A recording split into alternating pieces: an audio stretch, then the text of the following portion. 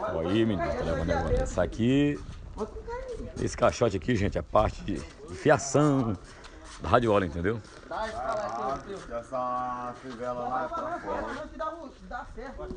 Olha aí como é que é as coisas lindas, meu irmão. Olha o tanto de agudo ali, ó. Coisa linda do pai, meu Deus. Império. O Gustavozão tá lá em cima, ó.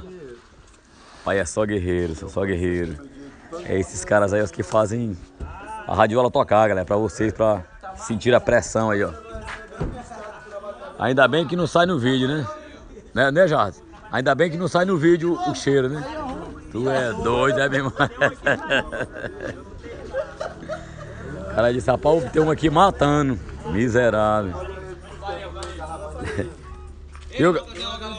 Olha, ó o tiozão lá, ó. Homem duro. Rapaz, o Fernando tá de férias. O Fernando já desligou a energia, ajudou a montar a radiola, depois ele disse, rapaz, é o seguinte, ó.